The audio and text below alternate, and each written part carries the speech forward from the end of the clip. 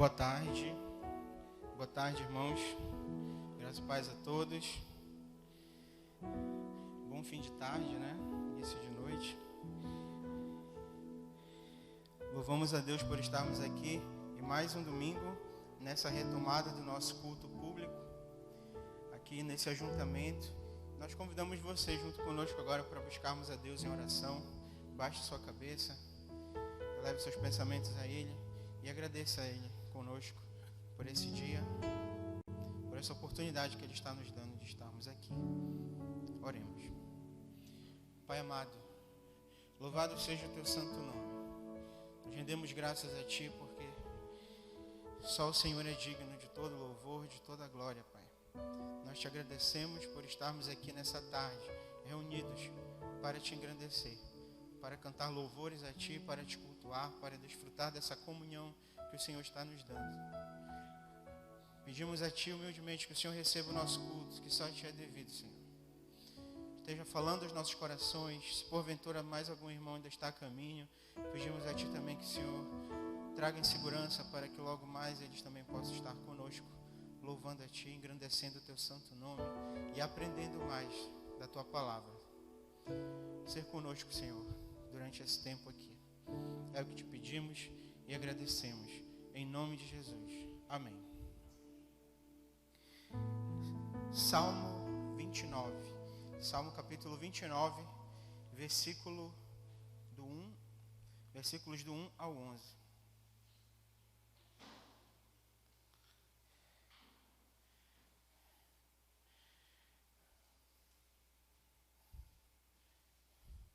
Salmo 29, do 1 ao 11. À medida que você for encontrando, eu peço que você se coloque em pé e logo depois estaremos ainda louvando a Deus através dos nossos cânticos. Se você estiver vendo alguém aí sem Bíblia, compartilhe para que todos possamos ler juntos. Dai ao Senhor, ó filhos dos poderosos, dai ao Senhor glória e força, dai ao Senhor a glória devida ao seu nome, adorai o Senhor na beleza da santidade. A voz do Senhor ouve-se sobre as suas águas, o Deus da glória troveja. O Senhor está sobre as muitas águas. A voz do Senhor é poderosa, a voz do Senhor é cheia de majestade. A voz do Senhor quebra os cedros, sim, o Senhor quebra os cedros do Líbano. Ele os faz saltar como um bezerro, ao Líbano e Sirion, como filhotes de bois selvagens. A voz do Senhor separa as labaredas do fogo. A voz do Senhor faz tremer o deserto. O Senhor faz tremer o deserto de Cádiz. A voz do Senhor faz parir as servas e descobre as florestas. E no seu templo cada um fala da sua glória. O Senhor se assentou sobre o dilúvio. O Senhor se assenta como rei perpetuamente. O Senhor dará força ao seu povo. O Senhor abençoará o seu povo com paz. Vamos ler todos juntos o versículo 11. 1, 2, 3 e... O Senhor dará força ao seu povo. O Senhor abençoará o seu povo com paz. Amém. Cantemos, louvemos ao Senhor com o cântico ao único.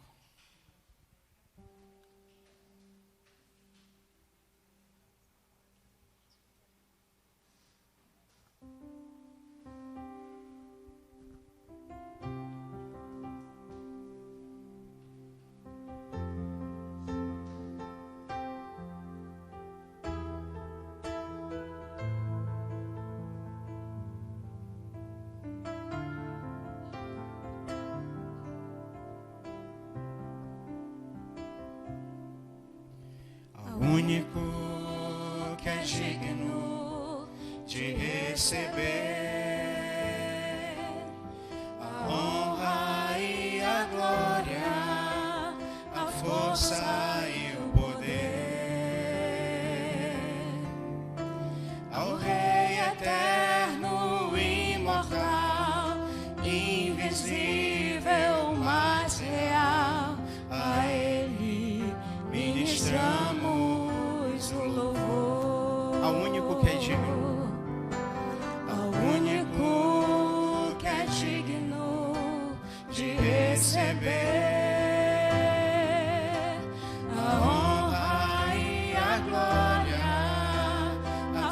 força e o poder.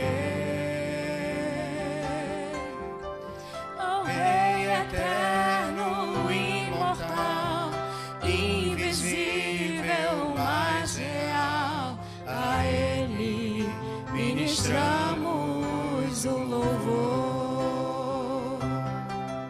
Coroamos a Ti, ó Rei Jesus. Coroamos a Ti, ó Rei Jesus. Adoramos o Teu nome, nos rendemos aos Teus pés,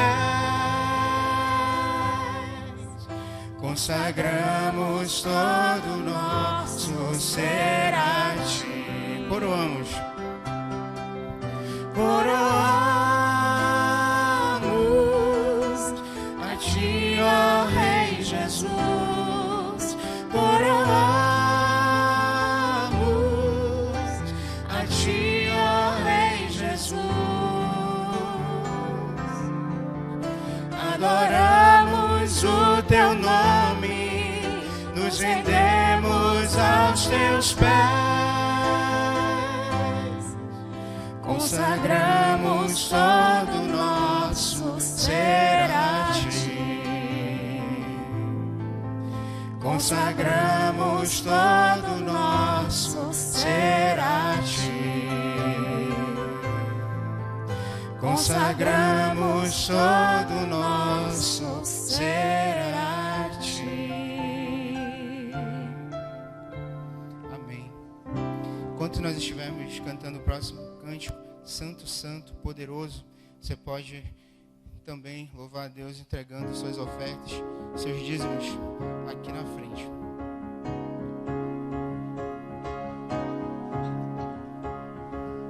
Com palmas, louve ao Senhor.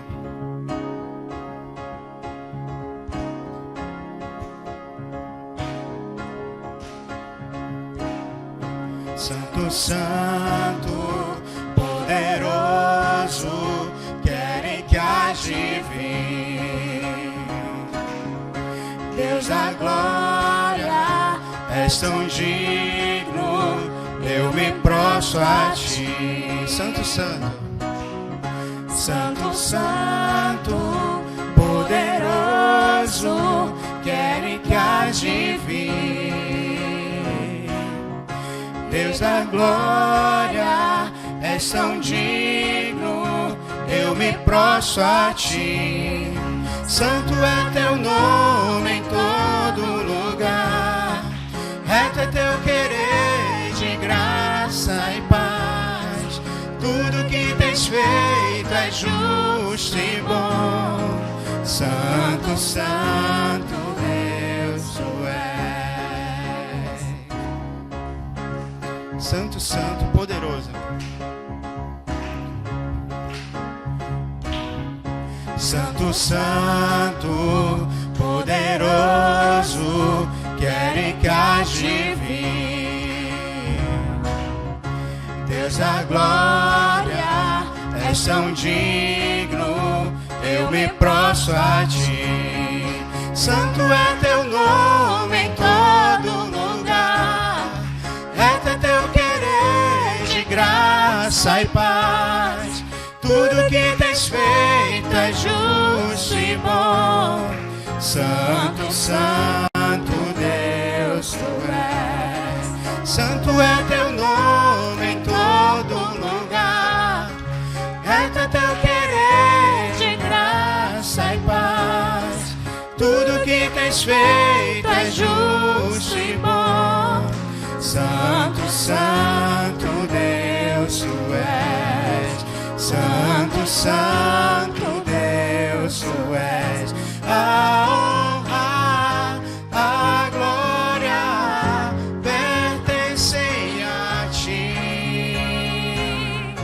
e o poder e o saber são Teus.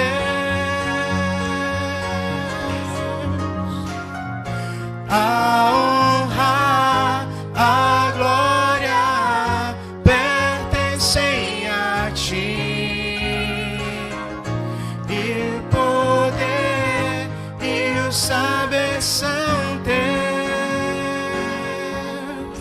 Santo é teu nome em todo lugar. Reto é teu querer de graça e paz. Tudo que tens feito é justo e bom. Santo, Santo Deus, tu és. Santo é teu nome em todo lugar. Reto é teu querer de graça e paz. Tudo que tens feito é justo e bom. Santo, Santo Deus, tu és. Santo, Santo Deus, tu és. Amém. Senhor, nós te agradecemos por essas ofertas. Pedimos que o Senhor abençoe e nos dê sabedoria como igreja para pregar tudo conforme a tua vontade, por honra e glória do teu nome. Em nome de Jesus. Amém. Podem sentar, irmãos. Ainda louvando, cante conosco. Sonda-me.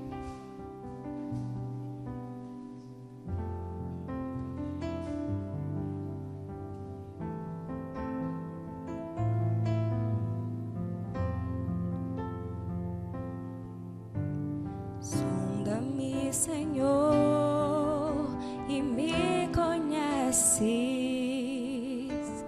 Quebranta o meu coração. Transforma-me conforme a tua palavra e enche-me até que em mim se ache só ti. Então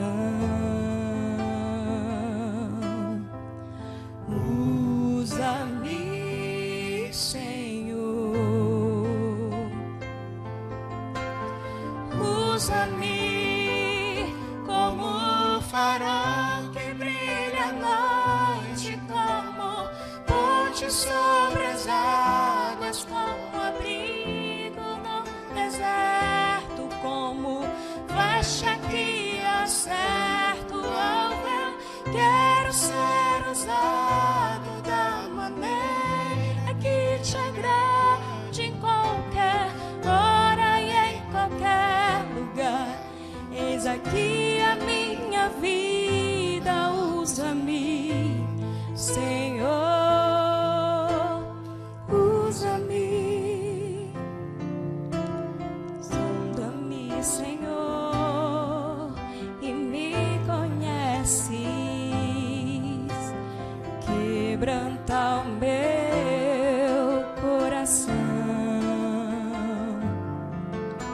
Transforma-me conforme a tua palavra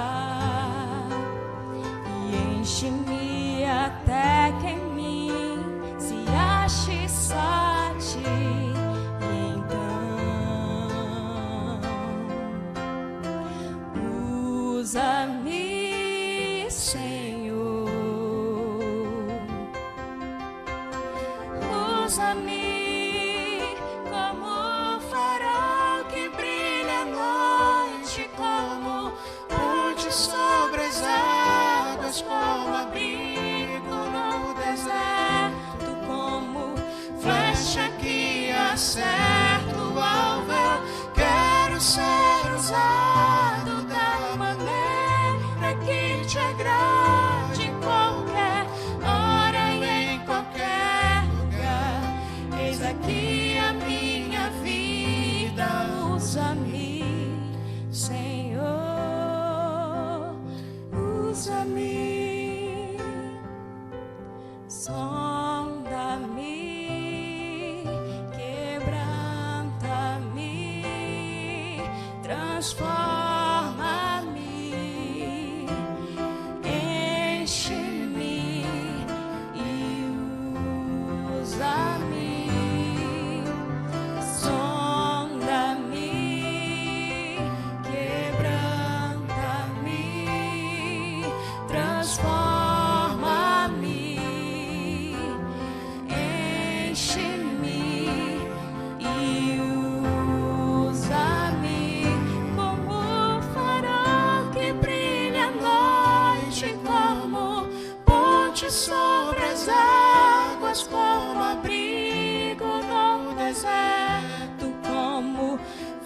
acha que acerto ao véu. Quero ser usado da maneira que te agrade, em qualquer hora e em qualquer lugar. Eis aqui a minha vida, usa-me, Senhor, usa-me. Amém, Senhor. Louvado seja o teu santo nome. Continua falando aos nossos corações através da tua palavra, que teu servo vai expor aqui essa noite. Usa ele como instrumento nas tuas mãos, para que possamos ser mais transformados, mais moldados pela tua palavra, Senhor. É o que te pedimos, em nome de Jesus. Amém.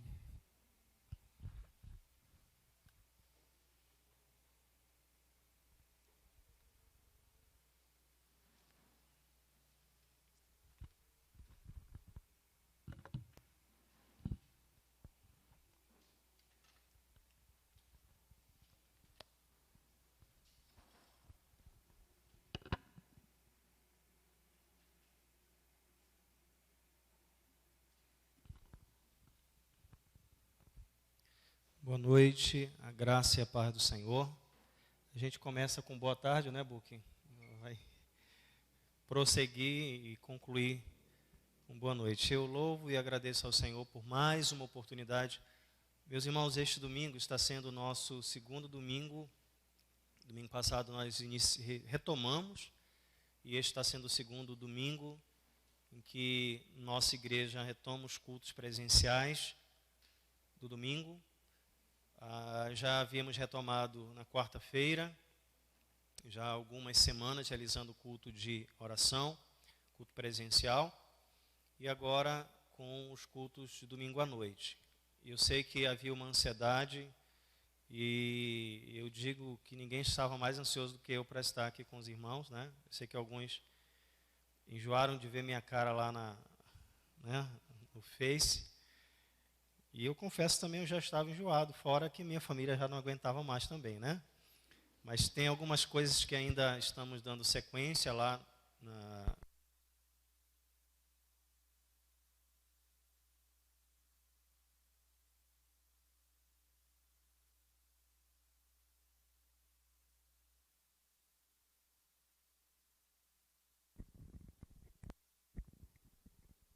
Alô? Enquanto os irmãos trocam aqui. Então a gente vai continuar ainda nas terças-feiras, às 19 horas, lá no Facebook da igreja. Como também, domingo pela manhã estamos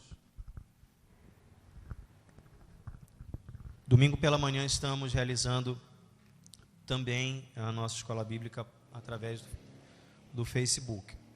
Por quê? Porque nós temos senhoras, senhores, irmãos que estão ali no grupo de risco, que estão completamente impossibilitados de estar aqui. E precisamos preencher, né, este vácuo que fica para que eles possam acompanhar. Meus queridos irmãos, eu quero agradecer a Deus imensamente a sua vida, você que está aqui conosco, você que veio cultuar ao Senhor, e que possamos ter a cada dia a responsabilidade, ter o senso dessa preocupação, apesar de todos nós desejarmos retomar completamente, mas nós precisamos ter essa preocupação.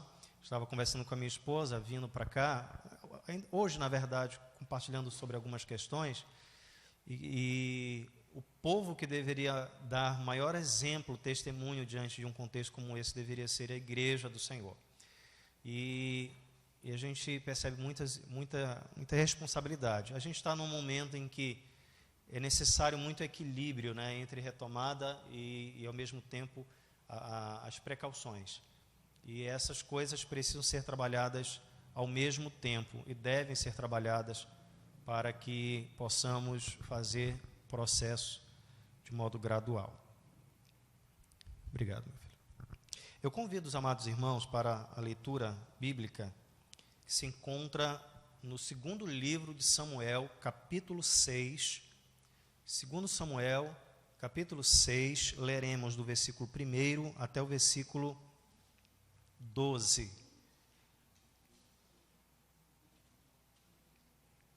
segundo livro de Samuel, capítulo 6, do 1 ao 12. À medida que você encontrar, por favor, em reverência à palavra do nosso Deus, coloque em pé.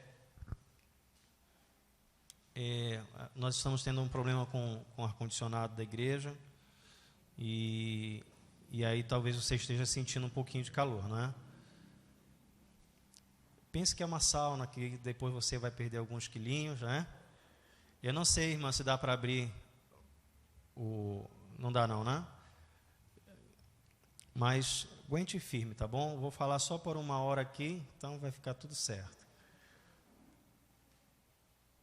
2 Samuel, capítulo 6, do versículo 1 até o versículo 12. Diz assim: Tornou Davi a ajuntar todos os escolhidos de Israel em número de 30.000. Dispôs-se e com todo o povo que tinha consigo partiu para Baalá de Judá, para levarem de lá para cima a arca de Deus, sobre a qual se invoca o nome do Senhor dos Exércitos, que se assenta acima dos querubins. Puseram a arca de Deus num carro novo e a levaram na casa de Abinadab, que estava no outeiro, e Uzá e Aiô, filhos de Abinadab, guiavam um carro novo. Levaram-no com a arca de Deus da casa de Abinadab, que estava no outeiro, e Aiô ia adiante da arca. Davi e toda a casa de Israel alegravam-se perante o Senhor com toda a sorte de instrumentos de pau de faia, com harpas, com saltérios, com tamborins, com pandeiros e com símbolos. Quando chegaram à eira de Nacon, estendeu Uzá a mão à arca de Deus e a segurou, porque os bois tropeçaram. Então a ira do Senhor se acendeu contra Uzá, e Deus o feriu ali por esta irreverência, e morreu ali junto à arca de Deus. Desgostou-se Davi, porque o Senhor irrompera contra Uzá, e chamou aquele lugar de Pérez Uzá, até o dia de hoje. Temeu Davi ao Senhor naquele dia, e disse: Como virá a minha arca do Senhor? Não quis Davi retirar para junto de si a arca do Senhor, para a cidade de Davi, mas a fez levar à casa de Obed-edom, o geteu. Ficou a arca do Senhor em casa de Obed-edom, o geteu, 3 meses. E o Senhor o abençoou e a toda a sua casa. Então avisaram a Davi, dizendo: O Senhor abençoou a casa de Obed-edom e tudo quanto tem, por amor da arca de Deus. Foi, pois, Davi, e com alegria fez subir a arca de Deus da casa de Obed-edom, à cidade de Davi. Senhor Deus, obrigado. Fala ao nosso coração, nos fazendo entender a Tua palavra, o Teu direcionamento que o Senhor tem para a cada um de nós. Obrigado, Deus. Eu te louvo, eu te agradeço, pelo nome de Jesus Cristo, Teu Filho. Amém. Os irmãos podem sentar.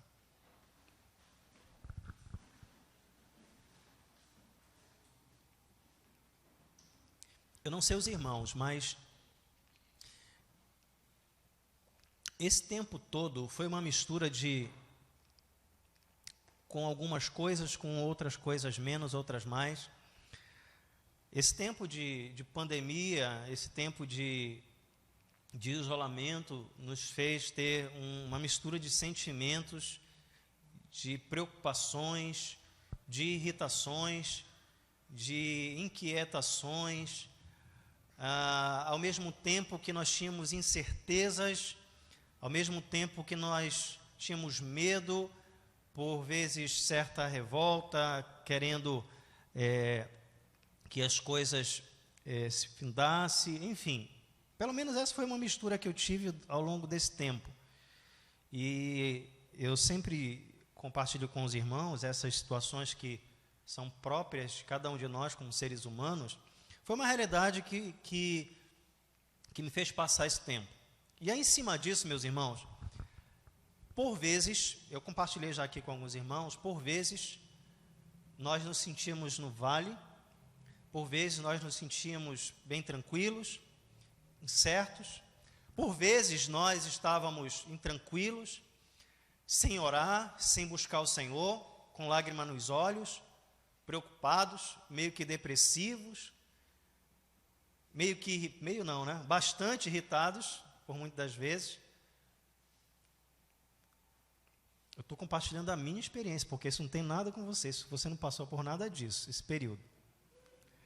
E aí, meus irmãos, a gente, nessa mistura toda,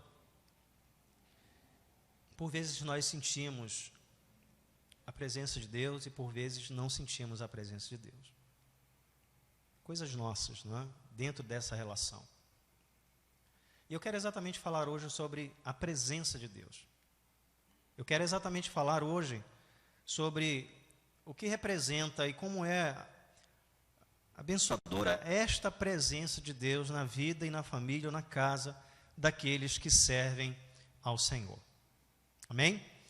Bem, o contexto que estamos aqui é o contexto em que Davi está estabelecendo Jerusalém como ponto central, o ponto, né, em que ele vai estabelecer como o lugar de Deus, como o centro em que o povo do Senhor deve ali adorar, levar, né, as suas oferendas, os seus cultos. É o local onde a casa de Deus há de se estabelecer. Então, é ali que vai Davi conduzir, está conduzindo todo o processo. Se você ler o segundo livro de Samuel, você vai perceber exatamente isso, como Davi está conduzindo este processo. E é dentro deste processo, já que ele está estabelecendo, em que ele estará agora fazendo o processo de fazer com que a Arca da Aliança vá para Jerusalém. É este o contexto. Mas deixa eu situar a você uma coisa importante. Lá em Êxodo capítulo 25, dá uma folheada lá na sua Bíblia, lá em Êxodo capítulo 25, vocês vão ver de toda aquela indumentária, daqueles instrumentos, toda aquela, vou chamar aqui mais de modo bem reverente, né? Toda aquela parafernália toda que se estabeleceu para a realização do culto, das celebrações, dos rituais, dentre as muitas coisas que o Senhor mandou que o seu povo fizesse, além das festas, além de todos aqueles ritos, né, tinha o próprio ritual do sacerdote, que para entrar no templo ele deveria se preparar, deveria se vestir, deveria fazer um trabalho de purificação. Ele também estabeleceu a Arca da Aliança, que está lá no capítulo 25, entre os versículos 10 a 16. Aqui ele orientou como deveria ser a arca. Lá no capítulo 37, foi quando esta arca foi construída, esta Arca da Aliança. Percebam que o Senhor disse que esta arca deveria ser feita, aí diz qual material deveria ser feito, não é? E aí é interessante que era como se fosse um baú normal. E nas quatro pontas abaixo desta arca teriam argolas, porque iria transpassar uma vara, ou um varal, como diz o texto, que ficaria traspassando essas argolas exatamente para que as pessoas que fossem carregar, basicamente os levitas, segurassem por essas varas. Para quê? Para que não se tocasse na arca. Junto a esta arca também, Deus então mandou que fizesse uma tampa, que ele chamou de propiciatório. Esta tampa, era, né, em cima desta tampa, quando se fazia os sacrifícios, quando se imolava os animais, não é, derramava o sangue desses animais, o sangue era derramado em cima desta tampa, que era chamada de propiciatório. Tanto é que lá em João ele vai dizer que Cristo é a propiciação pelos nossos pecados, porque ele é exatamente aquele que vai receber, né, pelo sacrifício e pagar o preço do nosso pecado. Mas eu não quero falar do propiciatório, eu quero falar da arca, desta que foi construída. Eu quero só situar você para que você verifique que onde ela foi prescrita e quando ela foi construída, exatamente lá em Êxodo capítulo 37. Voltando para o texto, vocês vão ver que Davi então faz com que esta arca seja direcionada para Jerusalém, visto que ela não estava lá. Ela não estava lá. E aquele momento era um momento de grande importância para o povo de Deus, já que Jerusalém estava se estabelecendo como o centro da adoração, era necessário então que a presença de Deus estivesse nesse centro de adoração, visto que a arca da aliança do Senhor representava a presença de Deus. E como presença de Deus, nós temos aqui o entendimento de consagração, de santidade, porque Deus é santo, porque Deus é fiel, Deus é perfeito, poderoso, nele não há pecado. E esta arca da aliança, por onde o povo ia, ela deveria acompanhar o povo. E o detalhe é que ela foi construída exatamente dentro daquele período.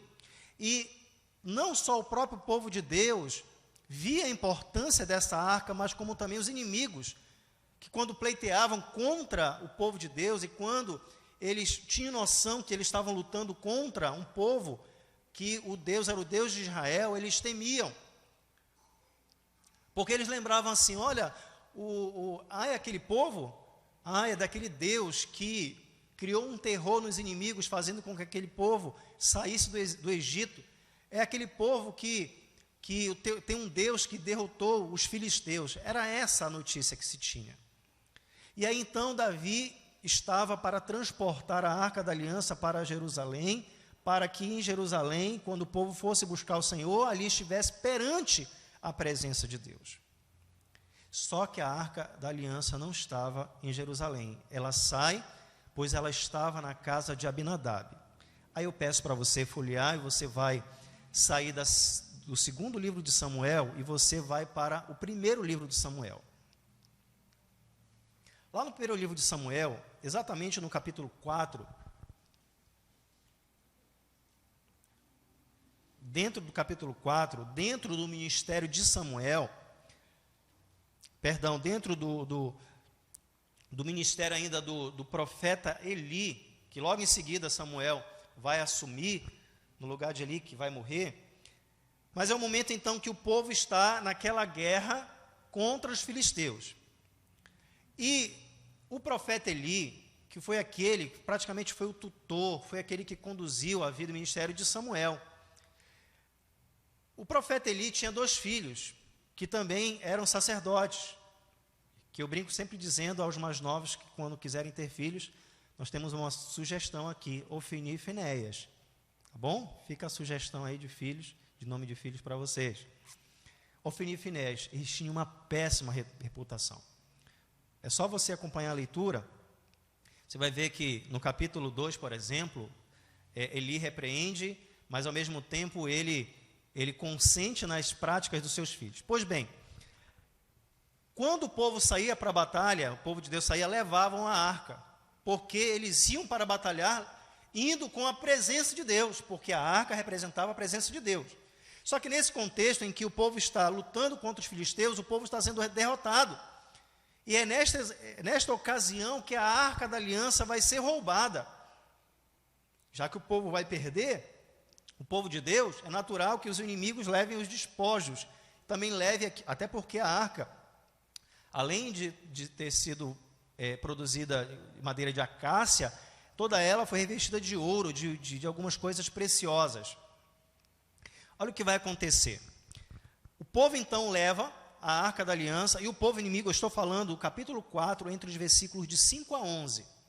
E aí você vai ver o seguinte, o povo então leva a arca da aliança, os filisteus ouvindo a barulheira, os gritos de júbilo que o povo de Deus estava fazendo na direção do exército de Deus, na direção dos filisteus, eles começaram a temer, e eles disseram aqui, você lendo, você vai ver. Eles disseram assim, olha, é aquele povo relacionado ao que aconteceu no Egito. Aí os filisteus temeram, ficaram apavorados, porque eles se lembraram, os filisteus lembraram que o Deus de Israel já havia derrotado outros povos, mas os filisteus mesmo assim resolveram, porque eles receberam ânimo e foram para cima do povo de Deus e mataram Ofni e Finéias, e de quebra levaram a arca da aliança do Senhor. Eu só quero destacar a importância da arca da aliança do Senhor. Roubaram. Quando Eli, o profeta Eli, que já era muito idoso, ele recebe a notícia, primeiramente ele recebe a notícia dos seus filhos, que morreram. Mas olha só a importância da Arca da Aliança. Foi quando ele ouve a notícia que a arca havia sido tomada, que ele cai para trás e ele quebra o pescoço e morre. Ele não se espantou e caiu para trás quando ele ouviu a notícia da morte dos filhos, mas da Arca da Aliança. Não que para ele seus filhos fossem menos importantes, mas o que se destaca no texto aqui é que ele, como profeta, entendia a importância da presença de Deus figurada na Arca da Aliança. A sua nora, mulher de Finéias, que estava grávida, quando recebe a notícia que o seu marido e o seu cunhado haviam sido mortos, que o seu sogro havia morrido e que a Arca da Aliança havia sido tomada, ela estava perto da gravidez e foi naquela hora mesmo, então, que ela deu à luz a um filho e ela colocou, então, o nome do seu filho, chamado de Icabô ou de Icabode, dependendo da tradução hebraica. E ele diz, o texto de Samuel, que ele chama o menino de Icabô ou de Icabode, dizendo, foi-se a glória de Israel. Ela colocou o nome porque ela entendia da importância da presença de Deus na Arca da Aliança. E o texto fala no capítulo 4, versículo 22 de 1 Samuel, e falou mais, foi-se a glória de Deus, pois foi tomada a Arca de Deus. Foi nesse momento em que a Arca da Aliança foi tomada. O que vai acontecer? Os filisteus agora vão começar a ser punidos porque eles estão, os ímpios, estão dentro do seu arraial com a Arca da Aliança que representa a presença de Deus. Mas essa presença de Deus no meio de quem é ímpio não traz bênção, mas traz terror. Aí então o ídolo chamado Dagon não aguenta estar na presença da arca ou da presença de Deus e cai. Aí vocês vão ler a história no capítulo 5 de 1 Samuel, e aí o moço vai lá, coloca o ídolo novamente no lugar, ele sai e volta, novamente o ídolo cai. E aí fica nesse processo. Depois, essa Arca da Aliança, ela passa por alguns lugares, inclusive por um lugar chamado de Bet-Semes, e aí, por onde passou, provocou terror. E o que aconteceu? Os filisteus ficaram tão apavorados, porque eles entenderam que a Arca da Aliança que estava entre eles, estava provocando um morticídio, um terror. E o que eles fizeram então? Não queremos esse negócio. Clamavam aos seus deuses, suplicavam mais nada. O que aconteceu então? Então, essa Arca da Aliança, ela é tomada de volta, e aí você vai ver lá no capítulo 7 de 1 Samuel, diz assim, então vieram os homens de Kiriat Jearim e levaram a Arca do Senhor à casa de Abinadab no outeiro e consagraram a Eleazar, seu filho, e da irmã Lene, para que guardasse a Arca do Senhor. Versículo 2, sucedeu que naquele dia a Arca ficou em Kiriat Jearim, e tantos dias se passaram que chegaram a 20 anos. Nós temos um salto deste momento aqui, capítulo 7, versículo 2, até o texto de 2 Samuel, capítulo 6, de 20 anos, que a Arca do Senhor ficou na casa de Abinadab, aos cuidados de Eleazar.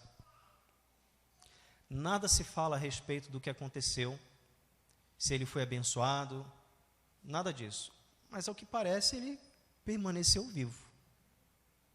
Mas agora Davi está e quer tirar a arca dali, porque ele está estabelecendo lugar para o centro de adoração do povo de Deus. E aqui, meus irmãos, que eu quero compartilhar alguns pontos importantes com vocês, fazendo esse relato, que eu recomendo a leitura do do 1 Samuel, do livro, e do 2 Samuel. Essa história é fascinante, interessante, de grande importância para os irmãos. O texto vai nos dizer o seguinte, que puseram a arca de Deus, aí volta lá para 2 Samuel capítulo 6, Volta lá. Aí o versículo 3 diz assim: puseram a arca de Deus num carro novo e a levaram da casa de Abinadab, que estava no outeiro, e Uzá e Aiô, filho de Abinadab, guiaram o carro novo. Qual é a primeira verdade aqui, meus irmãos? A primeira verdade é que, diante da presença de Deus, nós precisamos ter zelo pela presença de Deus. Essa é a primeira verdade que eu quero compartilhar com os irmãos. E eu acho que esse tempo de pandemia em particular, eu falo isso sempre tirando por mim, porque são as minhas experiências, e é claro, elas não vão servir de regra para os irmãos. Mas essa preocupação, esse desejo, esse anseio por estar com os irmãos, em comunhão, em culto, em poder fazer algo de serviço, de fazer da vontade de Deus, foi uma expectativa, pelo menos, que se criou muito no meu coração. E principalmente uma expectativa de poder procurar fazer as coisas de Deus com muito mais zelo, com muito mais disposição e vontade. Quem não desejava muito vir ao culto, passou a ter mais isso, porque viu, né, lhe tolheram, não é? A Covid tolheu essa possibilidade de você, inclusive, sair de casa, estar com os irmãos. Não aguento mais, pastor, culto virtual. Você tem toda a razão, nem eu me aguentava ao fazer. Eu falo isso para mim, é difícil isso, né? Eu compartilhei com alguns irmãos, eu tinha um período que eu tive um estafa, um cansaço tão grande com essas coisas. E aí esse zelo, essa preocupação toda que todos os filhos de Deus devem ter em relação à presença de Deus, é algo que nós hoje devemos valorizar pelo que Deus tem feito nas nossas vidas hoje. Por que isso, pastor? Porque o texto aqui vai nos mostrar que quando eles puseram a arca de Deus num carro novo, a expressão carro novo, ela mostra uma falta de zelo tremenda que Davi, o homem segundo o coração de Deus, fez, tratando a arca da aliança de qualquer maneira. Vocês lembram que como era carregada a arca tinha 2 argolas e tinha uma vara, e que nesta vara, quando se caminhava com a arca, deveria segurar por ela para não tocar na arca, porque quem tocasse na arca seria morto, porque a arca representa a presença de Deus, e Deus é santo, e ninguém pode tocar na sua santidade, ninguém suporta a sua santidade, ninguém suportará.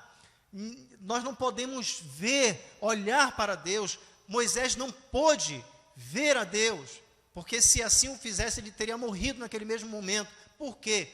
Porque em Deus há perfeição, há todo poder, santidade. É impossível para nós, falhos, pecadores, sobreviver ante a santa presença de Deus. E Davi não teve zelo. O modo correto, o protocolo, a gente viu muito dessa palavra, né? O protocolo a ser seguido aqui era o modo como Deus havia prescrito lá em Êxodo capítulo 25.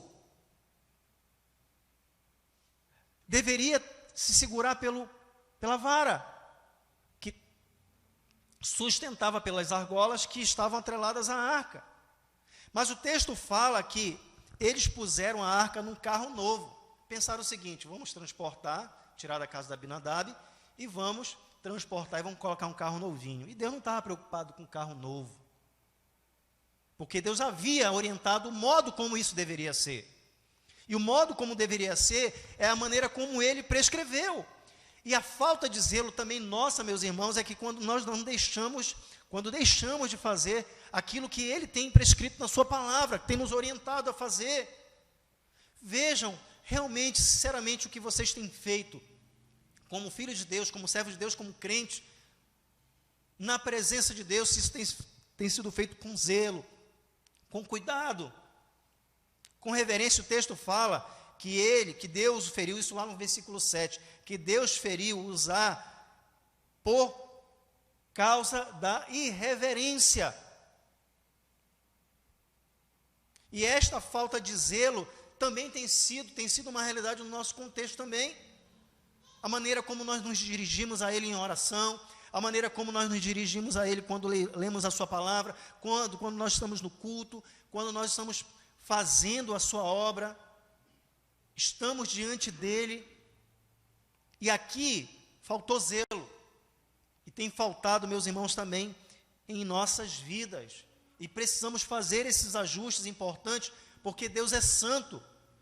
E há um outro texto que vai nos ajudar também a compreender, e vocês lembram desse texto, que aquele que faz a obra do Senhor relaxadamente é o quê? Por isso, devemos nos preocupar e ter zelo com as coisas que são de Deus. Deus está nos dando uma maravilhosa oportunidade, por meio desta valorização preciosa e maravilhosa, que é o culto, que é o estar na sua presença, que é fazer a sua vontade. E quando falamos isso, fazer a sua vontade, vai para além também de culto, de cerimônias, de celebrações. Quando você está no seu trabalho, quando você está nos seus estudos, diante das outras pessoas, ter zelo pela presença de Deus, coisa que não aconteceu quando colocaram um carro novo. E aqui, meus irmãos, então, tiram a arca da aliança da casa de Abinadab, e aí então não há também um zelo, pois desqualificaram a pessoa que cuidou desta arca por 20 anos. Vou dar um exemplo. De repente, por exemplo, a gente manda fazer um banner, e aí eu peço para algumas pessoas preparar alguns banners, alguns materiais, só que esses banners precisam ser carregados. E aí, 2 irmãos, 3 irmãos se incumbiram de fazer isso, cuidaram, prepararam, tiveram todo zelo. Aí na hora de carregar, então, vamos pegar quem vai carregar. Eu acho que quem deve carregar são aqueles que prepararam e cuidaram com todo zelo, correto? Mas não, vamos dar para o filho do pastor. Por quê? Porque ele é o filho do pastor. Ele tem que carregar por quê? Porque ele é o filho do pastor. Grandes coisas, né? O que acontece aqui? Eleazar cuidou da arca por 20 anos. E na hora do grande momento de tirar da sua casa para levar a Jerusalém, Abinadab então chama seus 2 outros filhos, que segundo o texto nada tiveram a ver durante esses 20 anos com as coisas de Deus. E que agora, com um carro novo, diante das festas e celebrações, sorrisos, músicas e danças, eles agora foram contemplados, privilegiados para conduzir a arca de Deus. Talvez alguém podia dizer assim, não, mas Eleazar não pode porque ninguém merece, é verdade. Eu não estou dizendo que ele merece. O que eu estou dizendo é que, às vezes, nós nos preocupamos com uma certa apoteose. Nós nos preocupamos com a pena do pavão e não nos preocupamos com aquilo que é realmente de Deus, com aquilo que é do Senhor, que é a sua vontade. O que é mais importante hoje? Eu sei que numa retomada, né? Eu sei que a gente quer vestir uma roupa melhor, bacana, né? Não sei se alguém comprou uma camisa nova para vir, comprou lá no shopping para vir para o culto, retomada, parece que é reinauguração, né? Mas isso é mais importante? Não. Claro, ninguém comprou, mas máscara nova, talvez, para o culto, comprou. Eu brinquei com meu filho e disse que eu vou com a minha do Flamengo. Vou com a minha do Flamengo para o culto, né? Eu nem ia pegar muito bem, né, filho? Do Paysandu nem se fala, né? E olha que eu estou com moral para falar do Paysandu, nem sei quanto é que está o jogo do Remo agora, né? Mas, meus irmãos, o zelo que a igreja precisa ter com as coisas, com a presença de Deus, deve ser algo que deve ser entendido como aqueles que conhecem a Deus, que amam a Deus, que buscam ao Senhor e que zelam por aquilo que Deus zela, que amam aquilo que Deus ama. Outra verdade, meus irmãos, que o texto vai nos ajudar a entender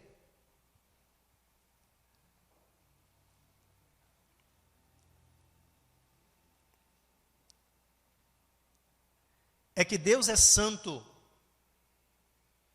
e que Ele não admite e não faz concessão por coisa alguma.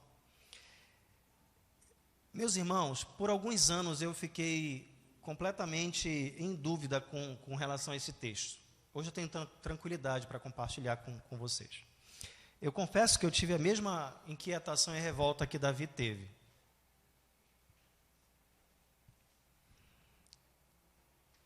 Porque alguém vai dizer o seguinte: mas pastor, espera aí, o povo estava alegre, havia contentamento no coração do povo, tinha um carro novo, e esse rapaz, ele só tocou na arca, ele segurou, até porque a arca ia cair. Se ele não fizesse isso, a arca iria cair. Só que eu devo lembrar você que não foi somente este ato que o levou à sua morte. Devemos lembrar que desde quando um carro novo foi posto e o modo e o protocolo não foi respeitado, o direcionamento que Deus deu para que se fizesse o traslado, como era feito o traslado da Arca da Aliança, mostra claramente que a irreverência que levou à morte de Uzá mostra que Deus não faz concessão com absolutamente nada. Se alguém tocasse, seria morto. Como ele tocou, ele morreu. E aí que foi o ponto de preocupação, de não entendimento, por muitas vezes na leitura desse texto, é que com uma coisa tão simples, com uma coisa que, peraí, o animal tropeçou, o boi tropeçou, não é? E aí então, Uzá vendo que a arca iria cair, ele então segura, e ele morre por isso. O texto fala que ele morreu ali junto à arca. Presumo eu que morreu fulminado. Tocou, caiu durinho no chão e morreu. Meus irmãos, o nosso Deus, Ele é santo. E Ele zela por isso. A arca representa a presença de Deus. E representando a presença de Deus, aqueles que tocam nesta santidade, que está nesta presença de Deus, não deve suportar, não irá suportar, não conseguirá, pois irá morrer. E isso acontece porque Deus, Ele cuida deste aspecto tão importante, tão primaz, que através deste exemplo, quer ensinar ao seu povo que Ele é santo, que Ele é perfeito, não que e Ele sabe que não seremos perfeitos nesta vida. Mas aquilo que Ele orienta a nós fazer, aquilo que Ele prescreveu e tem orientado na sua palavra, a sua igreja, os seus filhos devem cumprir, se esforçando a cada dia para cumprir a risca. E neste episódio aqui, devemos lembrar que o povo foi sim culpado, não somente Uzá, mas como também Abinadab e principalmente Davi. Porque pela falta de zelo que teve com as coisas de Deus, poderiam ter colocado do modo certo para o traslado da arca, que era a maneira mais segura para se evitar que alguém tocasse na arca. Eles preferiram colocar num carro, e o animal tropeçou, e por um momento instintivo, segura a arca para evitar, talvez na melhor das intenções, para evitar que o vaso da casa de Deus caísse, para que o púlpito de vidro, não viesse estilhaçar no chão. Ele então segura, mas aquele ato mostrou uma total irreverência, porque Deus havia dito que não poderia se tocar, porque haveria morte. Isso é difícil de ouvir, meus irmãos, mas nós estamos diante de um Deus que é santo, todo-poderoso, e que Ele leva a sério, e requer de nós que a sua igreja leve também a sério a sua santidade. Nós estamos vivendo um tempo que é difícil, mas que ao mesmo tempo que estamos lutando para passar esse desafio, muitos de nós também têm cedido às práticas de pecado. deixando de fazer a vontade de Deus, deixando de estar na sua presença, fazendo aquilo que Deus não orientou para fazer, praticando o que o Senhor repudia. E Ele, em sua santidade, requer que a sua igreja permaneça santa e sendo zelosa naquilo que o Senhor tem orientado. É verdade, irmãos, nós somos pecadores, nós somos falhos. Mas o nosso Deus é santo. E entrar no céu é coisa séria. Caminhar a vida cristã requer desafios e seriedade de todos aqueles que são filhos de Deus. Há muito eu estava compartilhando isso, foi a conversa desde ontem com a minha esposa sobre isso. Sobre o zelo em que muitos cristãos não têm reverência, não têm responsabilidade, não têm a devida preocupação com aquilo que é de Deus, com aquilo que é vontade do Senhor. Eu, às vezes, nem falando coisas relacionadas a culto, mas às vezes falando coisas relacionadas às coisas do dia a dia, por exemplo. Em que a igreja do Senhor, em que os filhos de Deus, em um tempo como esse, por exemplo, eu tenho falado isso exaustivamente, em que neste tempo a igreja deve caminhar preocupando-se em dar o devido exemplo, em dar a devida atenção para dar o bom testemunho diante de um mundo e de uma sociedade que joga os seus holofotes para cima da igreja, vendo ou não ela o seu testemunho e a sua prática. Temos percebido em um tempo também como esse, a falta de ética na vida de muitos daqueles que se dizem cristãos. E eu falo sobre isso porque esse é um dos fatores que a igreja, ou pelo menos os cristãos, são mais acusados. Pois deixam de evidenciar realmente a vida cristã autêntica.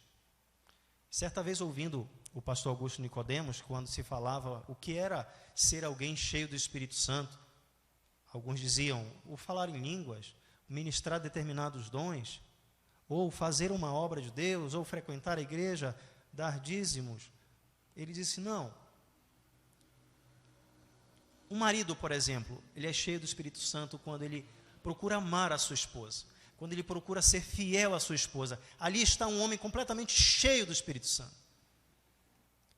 É um empregado que serve a Deus e que trabalha numa empresa e que tem uma oportunidade de corrupção ou de obter um valor de maneira ilícita, mas ele se porta de maneira honesta e justa diante do seu patrão, diante de uma oportunidade, ele se mantém firme. Ali há uma pessoa cheia do Espírito Santo, que com zelo procura fazer a vontade do Senhor. Precisamos ser cheios do Espírito Santo, precisamos viver conforme aquele que é santo, e nas pequenas coisas do dia a dia demonstrar esta vida, nesta relação com o Senhor, para que o mundo veja que aqueles que servem a Deus são filhos de Deus, porque procuram fazer a vontade desse Deus. Outra verdade, meus irmãos, caminhando para o final da nossa mensagem, é que Davi então se revolta, Davi então fica completamente decepcionado. A expressão do versículo 8 fala que ele desgostou-se. Alguns autores vão dizer, comentaristas do texto, dizendo que Davi põe a culpa em Deus. Davi põe a culpa em Deus pela morte de Uzá. É como se dissesse assim, Senhor, não era ocasião para isso. E aqui Davi precisava entender, e ele era um homem segundo o coração de Deus, já estabelecido como rei, mas não entendeu o propósito do Senhor. Ou seja, você pode ser um cristão, temente ao Senhor, talvez já de alguns anos, mas que às vezes não compreende exatamente o plano e o propósito de Deus para a sua vida, ou para a sua igreja, ou para a sua família. Davi se desgosta do Senhor, porque o texto fala, versículo 8, porque o Senhor irrompera contra Uzá. Mas eu disse aos irmãos que Davi, ele foi responsável por este episódio. E aqui nós devemos reconhecer a nossa condição diante de Deus. Olhando para um texto como esse, quando a gente vê a morte de Uzá por uma coisa tão boba, a gente fica a pensar, a gente fica preocupado e olhando e diz assim: Senhor,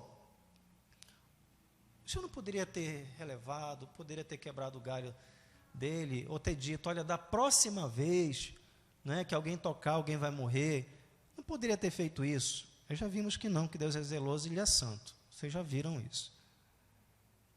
E talvez isso poderia ter passado pela cabeça de Davi. E aí então ele se desgosta, e esta expressão, segundo alguns comentaristas, é que esse desgosto, sabe aquele, alguns pais têm desgosto com relação a alguns filhos, né? Vê algumas atitudes erradas dele e aí tem um desgosto. Mas a ideia da expressão aqui é que ele fica chateado, com raiva de Deus, jogando a culpa em Deus pela morte de Uzá. Mas lembremos, quem era responsável pelo traslado? Era o próprio rei. Quem providenciou um carro novo e não um processo adequado para o traslado da Arca da Aliança? O próprio rei. Então, se algo deu errado, não foi por culpa de Deus, mas foi por culpa dos irreverentes, daqueles que quebram o protocolo, daqueles que mudam as regras, daqueles que não observam os preceitos das Escrituras conforme Deus tem orientado. Davi precisava olhar para dentro de si e para as regras que ele estabeleceu, diferente daquilo que Deus havia estabelecido. Davi deveria ter olhado para Êxodo capítulo 25 e ter percebido o seguinte: como é o processo, como se carrega a Arca da Aliança, como é o processo de traslado desta arca. Não. Ele preferiu a pompa, ele preferiu o som das músicas, ele preferiu soltar foguete, ele preferiu fazer a balbúrdia, ele preferiu fazer o espetáculo, ao invés de fazer a vontade de Deus nas coisas mais simples que Deus requer de nós. No entanto, Davi desgostou-se do Senhor. E aí ele então chama aquele lugar de Pérez Uzá. E aí Davi faz o quê? Davi então pensa o seguinte: espera aí, eu não vou levar para a casa de Davi, eu não vou levar isso para Jerusalém, porque esta arca está promovendo mortes, assim como promoveu mortes lá na casa dos filisteus. E aí, meus irmãos, Davi se recusa a levar. O homem segundo o coração de Deus não estava entendendo o que o Senhor estava querendo fazer. E aí ele então pega Obed-edom, o geteu, e joga a Arca da Aliança lá na casa dele. Um detalhe, eram os levitas que tinham esta responsabilidade pelo zelo do templo. Abinadab provavelmente, juntamente com seus filhos, eram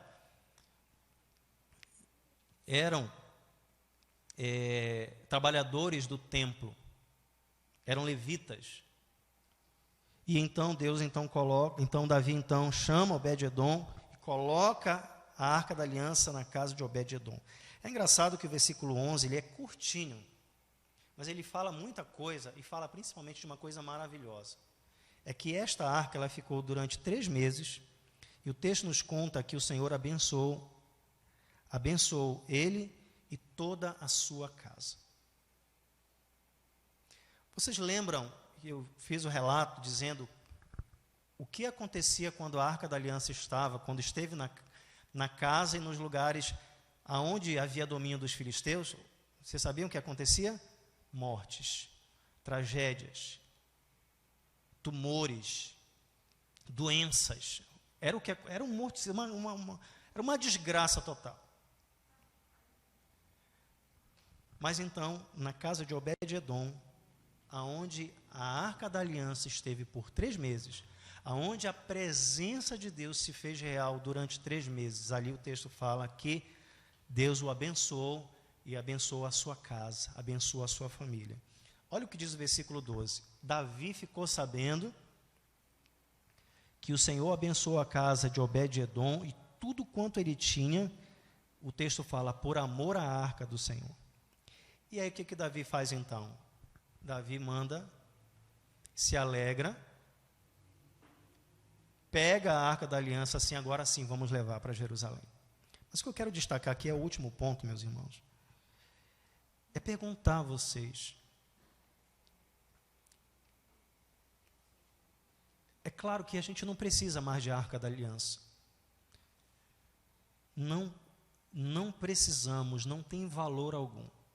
Eu sei que uma determinada igreja colocou uma arca em determinada igreja ou templo, como fosse um exemplo, figura. E nada disso, meus irmãos, nos é permitido fazer. No novo pacto, na nova aliança, não é permitido isso. Sabe por quê?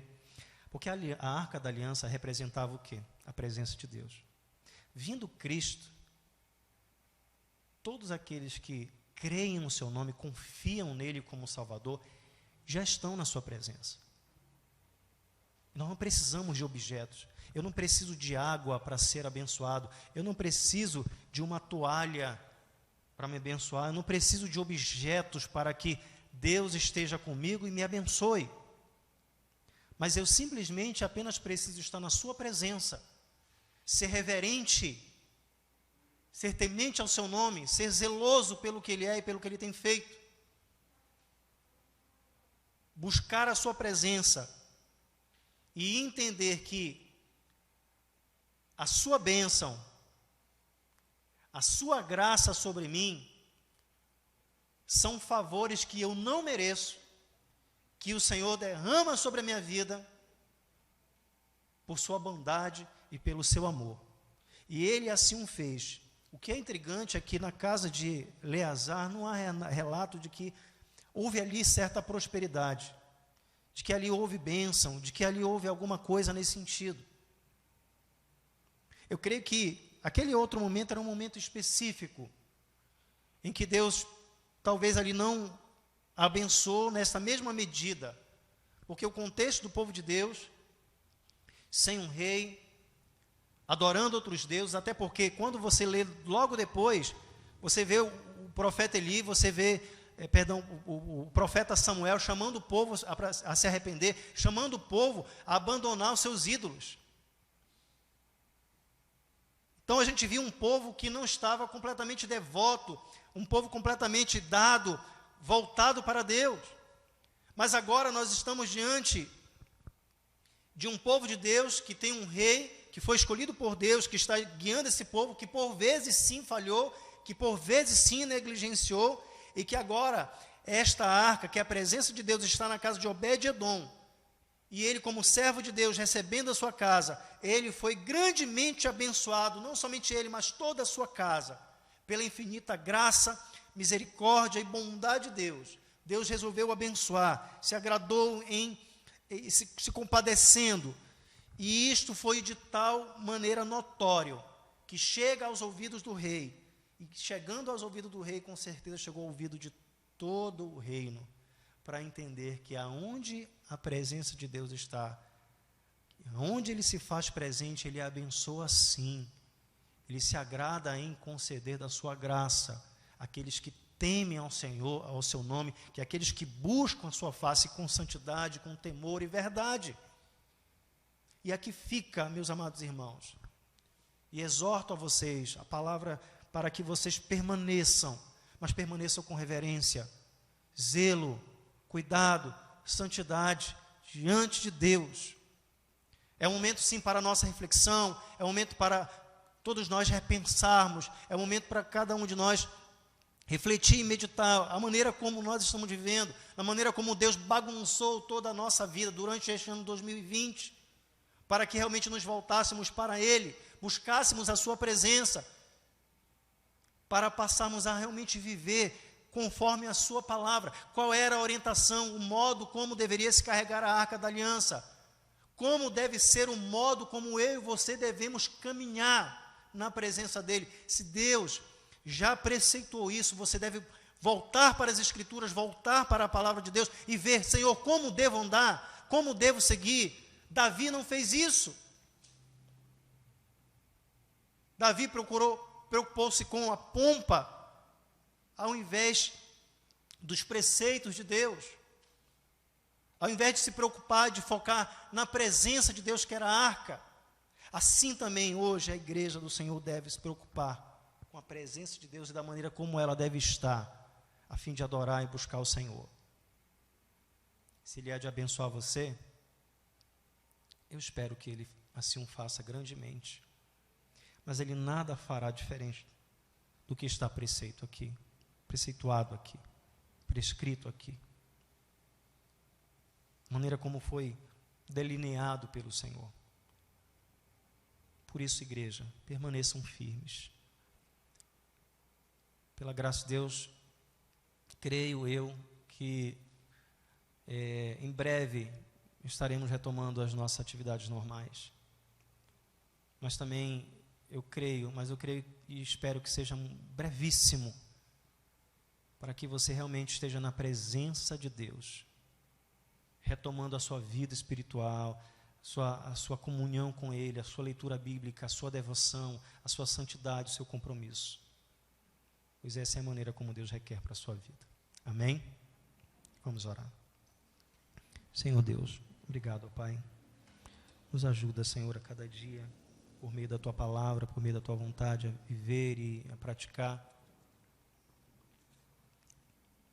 o Teu Evangelho, Senhor, conforme o Teu querer. Ó Deus, nos ajuda e nos fortalece a cada dia. A exemplo daquilo que hoje ouvimos, aprendemos na Tua palavra. Entendemos o quanto o Senhor é Deus sério, justo, poderoso, zeloso, como também Deus santo, todo-poderoso. Diante da face do Senhor, cabe a nós apenas temer, tremer,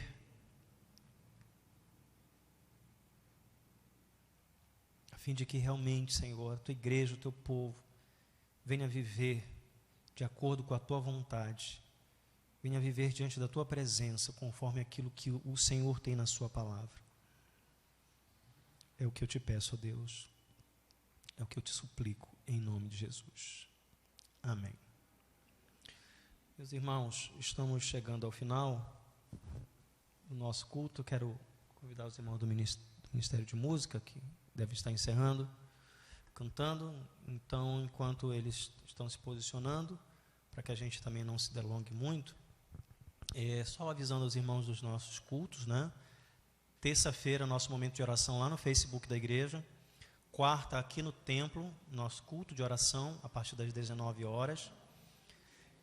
Domingo, 10 horas da manhã, escola bíblica lá no Facebook da igreja. E domingo, a partir das 18 horas, os nossos cultos presenciais de domingo, tá bom?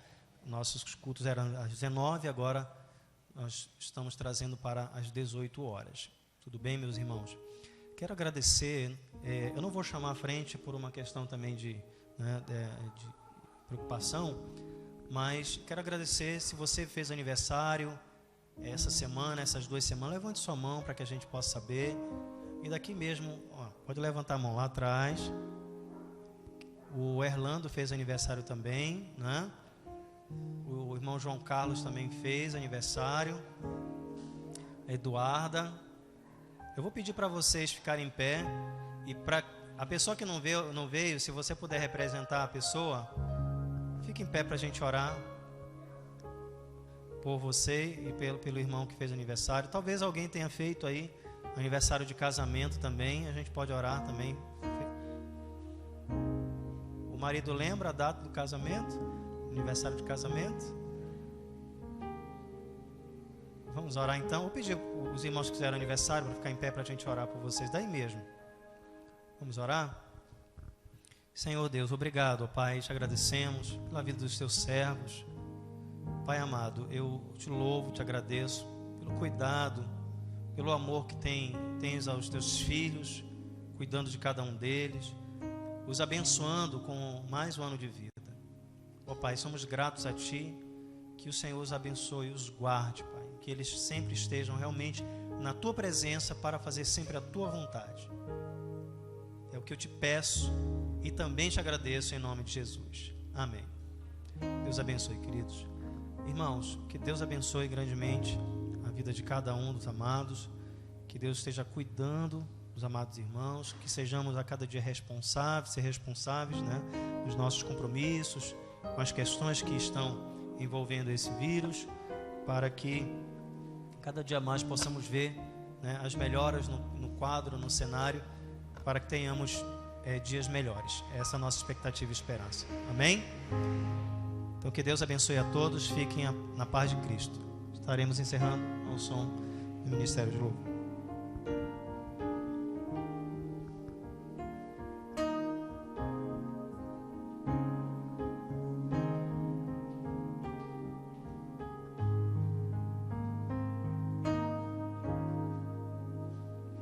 Se paz a mais doce me deres gozar, se dor a mais forte sofrer,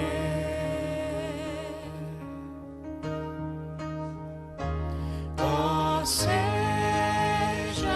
o que for, tu me fazes saber que feliz com Jesus sempre sou. Sou feliz. Sou feliz Com Jesus. com Jesus. Sou feliz com Jesus, meu Senhor.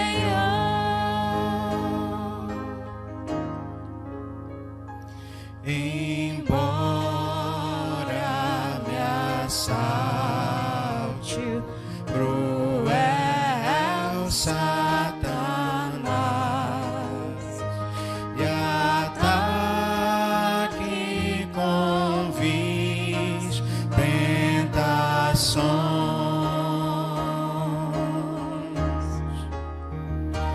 ó certo eu estou,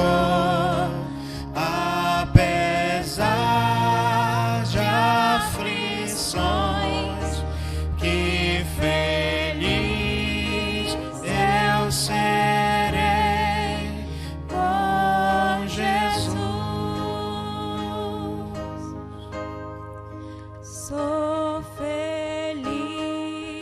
Sou feliz Com Jesus. com Jesus. Sou feliz com Jesus, meu Senhor.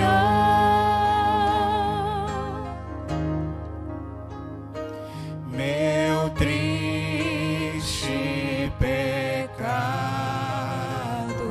por meu Salvador foi pago de um modo cabal.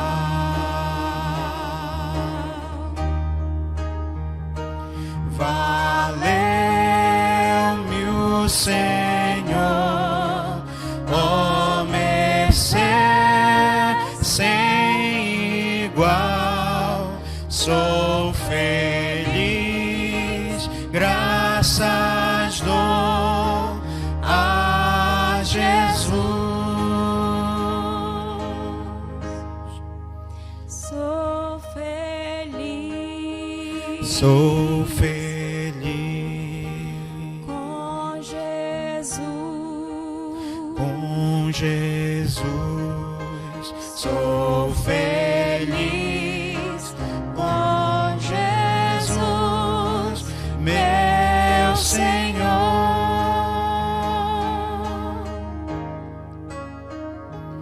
A vinda eu anseio do meu Salvador.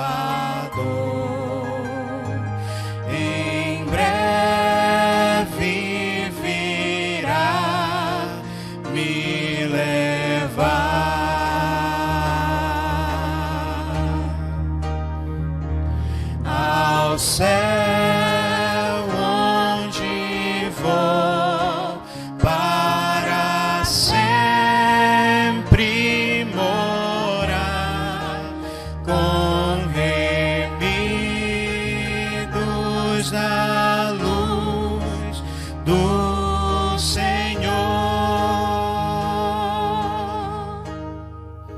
Sou feliz. Sou feliz com Jesus. com Jesus. Sou feliz com Jesus, meu Senhor. Sou feliz com Jesus, meu Senhor.